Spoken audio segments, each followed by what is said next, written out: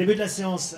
On va parler ensemble cet après-midi de comment contribuer à la croissance de l'économie en investissant en bourse. Pour en parler, un intermédiaire et un chef d'entreprise. Le chef d'entreprise, c'est le patron de Solucom, Pascal Imbert, bonjour. Quelques mots sur Solucom et sur vous. Bonjour, écoutez, Solucom, c'est un cabinet de conseil en système d'information.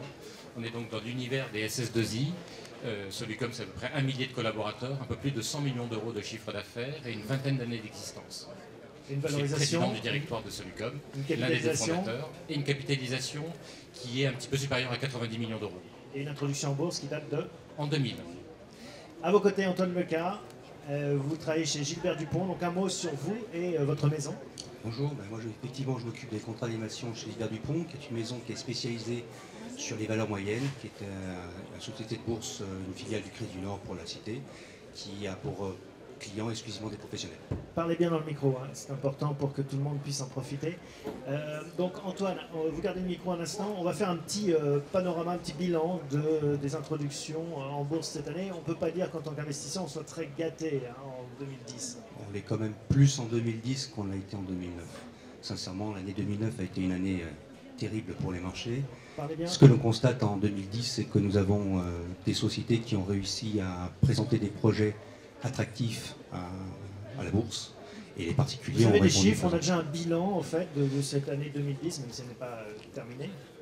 On retiendra qu'il y a eu une dizaine d'opérations qui sont venues avec un appel public à l'épargne, c'est-à-dire celles qui donnent la possibilité aux particuliers de venir y participer, ce qui est déjà 5 fois plus que l'année dernière où il n'y en avait que 2.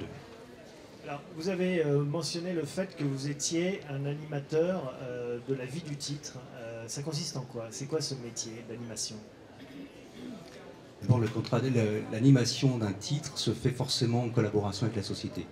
Je veux dire, il faut que la société de l'émetteur, comme on les appelle dans notre jargon, ait envie de communiquer, d'avoir une vie de bourse réussie et forcément se rendre disponible pour tout ce que la bourse va requérir comme emploi du temps chargé, mine de rien, puisqu'il va falloir se présenter régulièrement auprès des investisseurs, communiquer ses chiffres.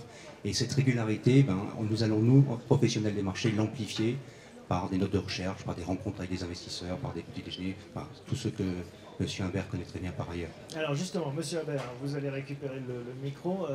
C'est un investissement important pour un chef d'entreprise, finalement, d'être coté. Tout ce temps passé, là, vous ne seriez pas là si vous n'étiez pas coté. Oui, c'est une décision engageante d'aller en bourse. C'est un investissement financier. Pour Solucom, ça représente à peu près 700 000 euros par an, purement liés à la cotation boursière, des surcoûts liés à la cotation boursière. C'est du temps, mais globalement, je dirais que c'est pour autant qu'on considère que c'est un retour sur investissement extrêmement positif. Comment ça se passe justement ce retour sur investissement? Comment est-ce que vous le mesurez? Dans quel domaine c'est un retour sur investissement? Alors c'est un retour sur investissement parce que la bourse c'est un accélérateur de la croissance des entreprises. C'était d'ailleurs la raison pour laquelle Solucom s'est introduit en bourse il y a 10 ans. Nous étions une société qui se développait correctement, avec une très bonne rentabilité, une belle petite place sur le marché, mais on n'allait pas très vite. Et donc on a décidé de mettre un booster dans notre croissance, et ce booster, ça a été la bourse. La bourse qui nous a permis de lever des fonds pour réaliser des opérations de croissance externe. Combien à l'époque? Un petit peu moins de 10 millions d'euros, qui nous a permis d'initier une stratégie de croissance externe. Ça a été également un moteur parce que le fait de s'introduire en bourse, on fait rentrer des nouveaux actionnaires dans le capital de la société. Une société qui a un capital fermé, finalement, elle se regarde un petit peu le nombril. À partir du moment où on a des investisseurs externes, on doit leur expliquer la stratégie.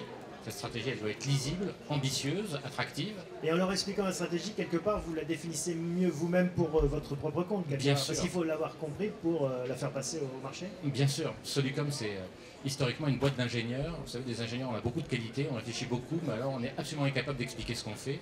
Et nous-mêmes, d'ailleurs, on ne comprenait pas très bien ce qu'était notre stratégie ou où on allait. À partir du moment où on a dû expliquer à des investisseurs, je peux vous dire que le discours a radicalement changé, notre réflexion a radicalement changé, notre stratégie est devenue beaucoup plus simple et plus ambitieuse dans le même temps.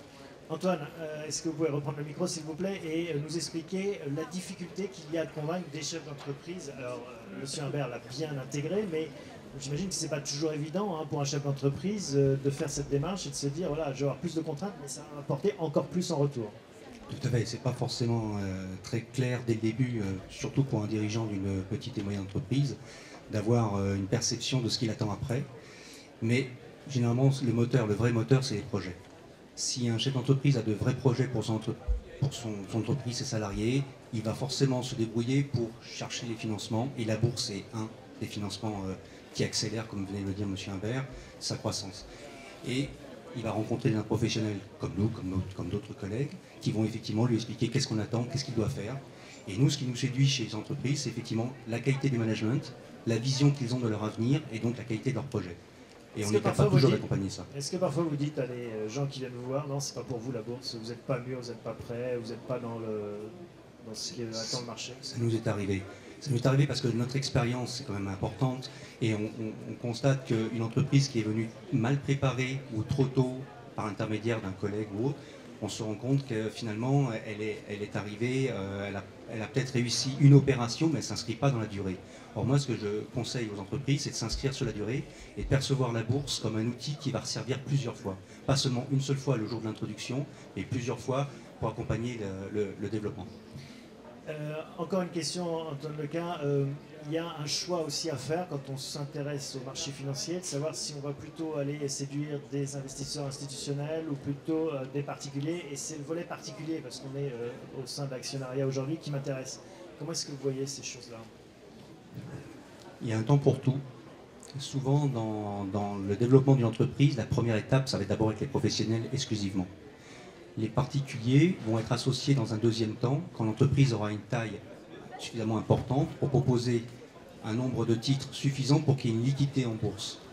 S'il n'y a pas ça, on se retrouve avec une pseudo, comme je les appelle, cotation en bourse, et l'émetteur est déçu, et le particulier qui s'y est intéressé ou qui pourrait s'y intéresser juste après ne va pas retrouver ce qu'il attend, à savoir la possibilité d'investir sur un projet, néanmoins d'entrer et de sortir quand il le souhaite. Pascal Imbert, est-ce que vous faites ce distinguo entre actionnaires institutionnels, en gros les assurances, les grandes banques, fonds de pension ou autres, et investisseurs particuliers? Alors, c'est effectivement deux types d'actionnaires avec lesquels on a des relations différentes. Pour autant, ils recherchent exactement la même chose. Ils recherchent, comme le disait Antoine, un projet.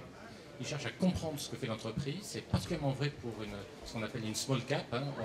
L'intérêt d'une small cap, c'est que souvent les business models, les stratégies sont plus simples à comprendre. Et donc, ce qu'aiment beaucoup les actionnaires d'une small cap, c'est de comprendre la stratégie. Et ils recherchent aussi une proximité avec le management. Et cette proximité, finalement, on essaie de la procurer aussi bien à nos investisseurs institutionnels qu'à nos actionnaires individuels. Par contre, les moyens de communication, la nature des échanges, la fréquence des échanges est un petit peu différente.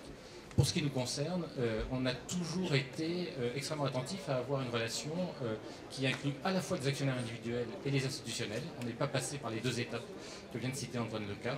Et vous savez actuellement quelle est la radiographie de votre actionnariat public? Oui, on a donc 40% de flottants, 40% dans le public, 20% qui sont chez des institutionnels et l'autre moitié, 20% chez des individuels. Moitié-moitié, avec 4000 actionnaires individuels.